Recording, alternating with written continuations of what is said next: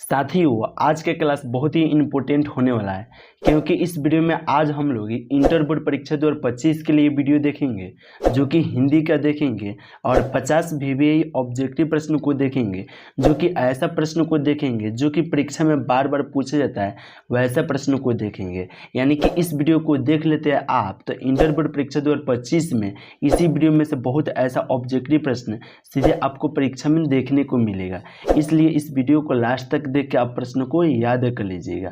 तो चलिए हम लोग सीधे प्रश्न को देखते हैं। देखिए, एक नंबर जो प्रश्न है, यह प्रश्न करा है मलिक मोहम्मद जायसी की कविता कौन सी है। यानी कि पुत्र वियोग या कड़बक या उषा या हार जीत, इनमें जो चार ऑप्शन दिया है इसमें मलिक मोहम्मद जायसी की कविता कौन सी है। तो आप याद रखिए कड़बक जो है वो मलिक मोहम्मद जायसी की कविता है, इसलिए राइट आंसर जो होगा वो ऑप्शन बी हो जाएगा। चलिए नेक्स्ट प्रश्न की बात करते हैं, यानी कि 2 नंबर प्रश्न को देखते हैं।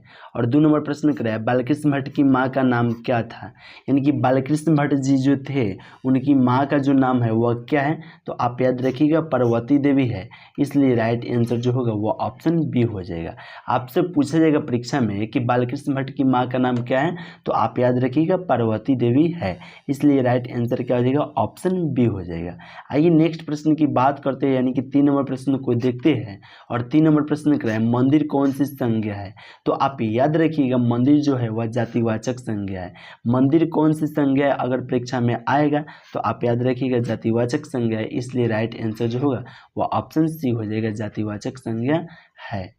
आइए 4 नंबर प्रश्न को देखते हैं, जो कि 4 नंबर प्रश्न कराए गुलेरी जी ने किस पत्रिका का संपादन किया। यानी गुलेरी जी जो थे उन्होंने किस पत्रिका का संपादन किया। तो आप याद रखिएगा समालोचक का किए थे, इसलिए राइट आंसर जो होगा वो ऑप्शन डी हो जाएगा। चलिए नेक्स्ट प्रश्न को देखते हैं, यानी कि 5 नंबर प्रश्न को देखते हैं। और 5 नंबर प्रश्न कराया चंद्रहा शर्मा गुलेरी की वृत्ति क्या थी। यानी कि चंद्रहा शर्मा गुलेरी जी है उनका वृत्ति जो है वह क्या है। तो आप याद रखिएगा अध्यापन है, इसलिए राइट आंसर जो होगा वो ऑप्शन सी हो जाएगा।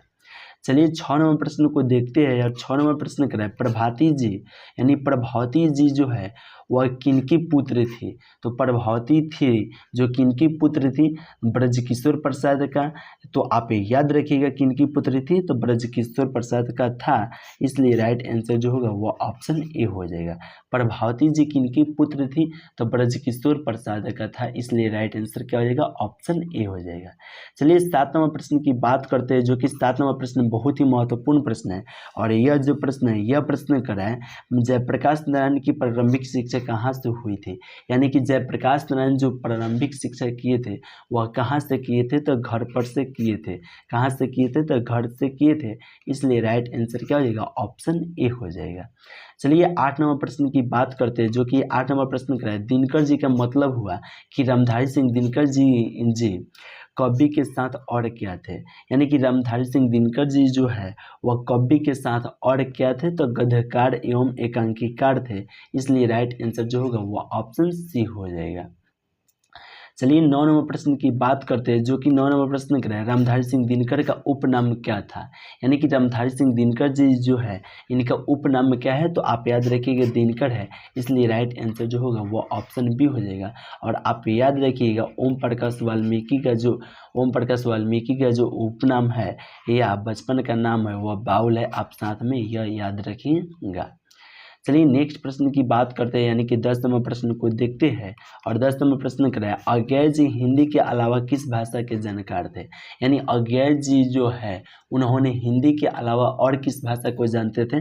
तो आप याद रखिएगा संस्कृत को जानते थे, अंग्रेजी और फारसी तमिल ये चारों को जानते थे, इसलिए राइट आंसर क्या हो जाएगा, ऑप्शन डी हो जाएगा।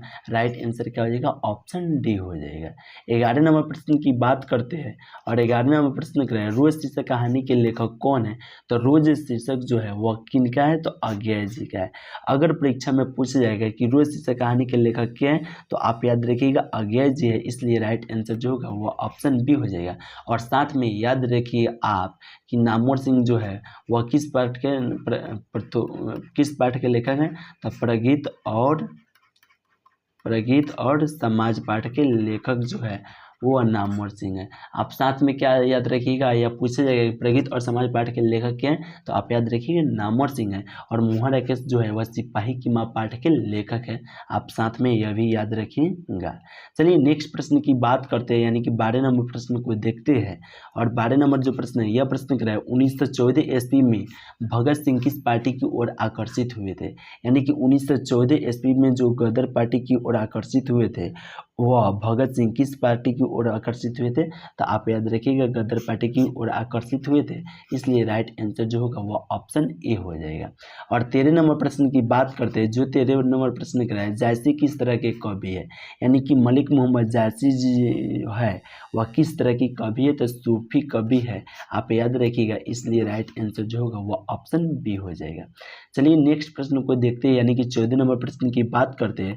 और 14 नंबर प्रश्न कराए, माथुर जी को किस उपाधि से विभूषित किया गया। यानी कि माथुर जी का मतलब हुआ कि जगदीश चंद्र माथुर को किस उपाधि से विभूषित किया गया, तो आप याद रखिएगा विद्या वारिधि से विभूषित किया गया, इसलिए राइट आंसर जो होगा वह ऑप्शन ए हो जाएगा। चलिए नेक्स्ट प्रश्न को देखते हैं, यानी कि 15 नंबर प्रश्न को देखते हैं। यह प्रश्न कराए, मलिक मोहम्मद जायसी का जन्म कब हुआ था, तो आप याद रखिएगा 1492 ईस्वी में मलिक मोहम्मद जायसी का जन्म हुआ था, इसलिए राइट आंसर जो होगा वो ऑप्शन सी हो जाएगा।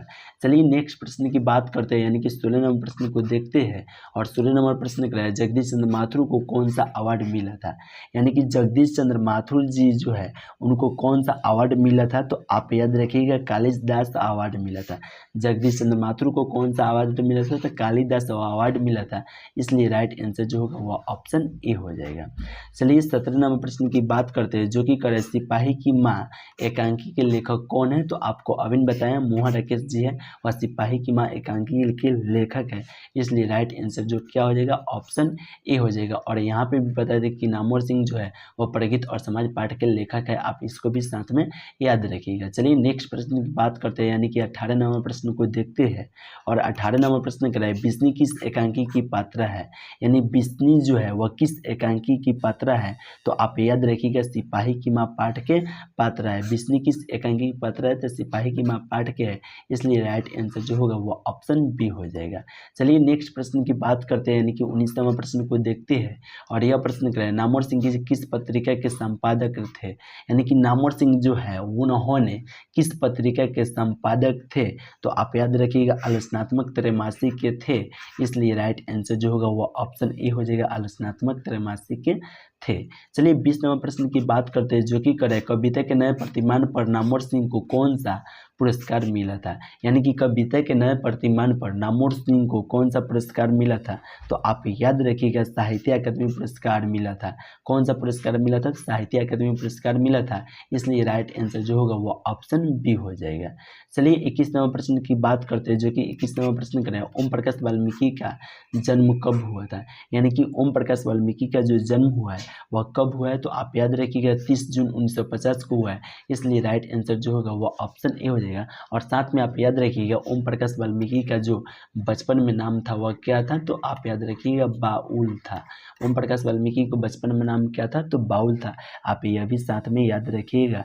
चलिए नेक्स्ट प्रश्न को देखते हैं, यानी कि 22 नंबर प्रश्न को देखते हैं। और 22 नंबर जो प्रश्न है, यह प्रश्न कराए ओम प्रकाश, यह प्रश्न क्या करें, देखिए 22 नंबर जो प्रश्न है, यह प्रश्न कराए ओम प्रकाश वाल्मीकि को कौन सा पुरस्कार मिला था। यानी कि ओम प्रकाश वाल्मीकि जी जो है उनको कौन सा पुरस्कार मिला था, तो डॉक्टर अंबेडकर राष्ट्रीय पुरस्कार मिला था, लेकिन यही पूछता कब मिला था, तो 1993 को मिला था, इसलिए राइट आंसर जो होगा वो ऑप्शन ए हो जाएगा। आप साथ में याद रखिएगा। और पूछेगा ओम प्रकाश वाल्मीकि को कौन सा पुरस्कार मिला था, तो और डॉक्टर अंबेडकर राष्ट्रीय पुरस्कार मिला था, या पूछेगा डॉक्टर अंबेडकर राष्ट्रीय पुरस्कार ओम प्रकाश वाल्मीकि को कब मिला था, तो 1993 को मिला था, आप साथ में यह भी याद रखिएगा। चलिए 23 नंबर प्रश्न की बात करते हैं। और 23 नंबर जो प्रश्न है, यह प्रश्न कराए मलय जी का जन्म कहाँ हुआ था। यानी कि मलय जी का जो जन्म हुआ था वह कहाँ हुआ था, दिल्ली में हुआ था, या आजमगढ़ में हुआ था, या छत्तीसगढ़ में हुआ था, तो आप याद रखिएगा आजमगढ़ में हुआ था, इसलिए राइट आंसर जो होगा वह ऑप्शन सी हो जाएगा। चलिए नेक्स्ट प्रश्न की बात करते हैं, यानी कि 24 नंबर प्रश्न को देखते हैं। और 24 नंबर प्रश्न कराए मलय जी का जन्म कब हुआ था। यानी कि मलय जी का जन्म जो हुआ था वह कब हुआ था, वह 1935 में हुआ था। आप याद रखिएगा मलय जी का जन्म 1935 में हुआ था। चलिए 25 नंबर प्रश्न की बात करते हैं, जो कि प्रश्न कर रहे हैं यथाशक्ति में कौन सा समास है, यानी कि यथाशक्ति जो है इस यथाशक्ति में कौन सा समास है, तो अव्ययीभाव समास है। इसलिए राइट आंसर जो होगा वो ऑप्शन सी हो जाएगा, अव्ययीभाव समास है। चलिए 26 नंबर प्रश्न को देखते हैं, जो कि 26 नंबर प्रश्न कर रहा है 30 लेख का संबंध है, यानी होना चाहिए 30 लेखक का संबंध इनमें किससे, तो लेखक के पिताजी से है। इसलिए राइट आंसर जो होगा वो ऑप्शन ए हो जाएगा, लेखक के पिताजी से है। आइए 27 नंबर प्रश्न की बात करते हैं, जो कि 27 नंबर प्रश्न कर रहे हैं उदय प्रकाश जी किस पत्रिका के सहायक संपादक थे, तो संडे मेल नई दिल्ली के थे। किस पत्रिका के सहायक संपादक थे, तो संडे मेल नई दिल्ली के थे। इसलिए राइट आंसर जो होगा वो ऑप्शन ए हो जाएगा।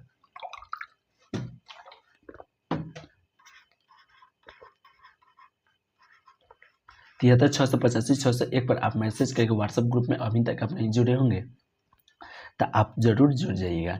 चलिए 28 नंबर प्रश्न की बात करते हैं, जो कि 28 नंबर प्रश्न करें दरियाई घोड़ा किनकी कृति है, यानी कि दरियाई घोड़ा जो है वह किनकी कृति है, तो आप याद रखिएगा उदय प्रकाश जी का है।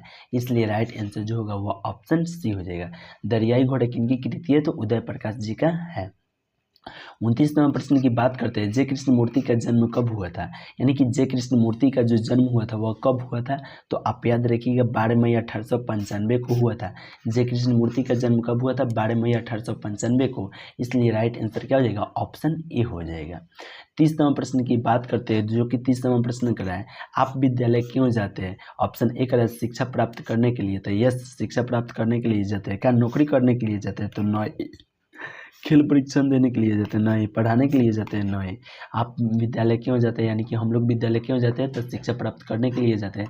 इसलिए राइट आंसर क्या हो जाएगा, ऑप्शन ए हो जाएगा। चलिए 31 नंबर प्रश्न की बात करते हैं, जो कि 31 नंबर प्रश्न कर रहा है मुनि और मानक की माँ का नाम क्या है, यानी मुनि जो है और मानक है ये दोनों क्या है, बहन है। अगर पूछेगा मुनि और मानक क्या है, तो बहन है, आप याद रखिएगा। और दोनों बहन का माँ कौन है, तो विष्णु है। राइट आंसर क्या हो जाएगा, सी हो जाएगा, यानी मुनि के माँ जो है वह विष्णु भी है और मानक का भी माँ विष्णु है, क्योंकि दोनों बहन है। राइट आंसर क्या हो जाएगा, ऑप्शन सी हो जाएगा। आइए 32 नंबर प्रश्न को देखते हैं, जो कि 32 नंबर प्रश्न कर रहा है सिपाही की माँ एकांकी के अनुसार लड़ाई कहाँ हो रही है, तो वारमा में हो रही है। लड़ाई वो कहाँ हो रही है, तो वारमा में हो रही है। इसलिए राइट आंसर ऑप्शन बी हो जाएगा। चलिए 33 नंबर प्रश्न की बात करते हैं, जो कि कर रहा है मुहा राकेश की एकांकी का शीर्षक है, यानी कि मुहा राकेश की एकांकी का शीर्षक इसमें कौन है, तो आप याद रखिएगा सिपाही की माँ है। इसलिए राइट आंसर जो होगा वो ऑप्शन बी हो जाएगा। चलिए नेक्स्ट प्रश्न की देखते हैं, नेक्स्ट प्रश्न को देखते हैं, जो कि कर रहा है सिपाही की माँ कौन है, तो आप याद रखिएगा विसंदेही है। अगर प्रश्न परीक्षा में पूछा जाएगा कि सिपाही की माँ कौन है, तो विसंदेही है। आप राइट आंसर की क्या हो जाएगा, आप याद रखिएगा ऑप्शन बी। लेकिन आपको आप कमेंट करके यह भी बताइए कि आपको क्लास कैसे लग रहा है, समझ आ रहा है कि नहीं आ रहा है, आप फास्ट करा रहा है या स्लो करा है, क्या दिक्कत है क्या दिक्कत नहीं है, आप लोग कमेंट करके जरूर बताइएगा।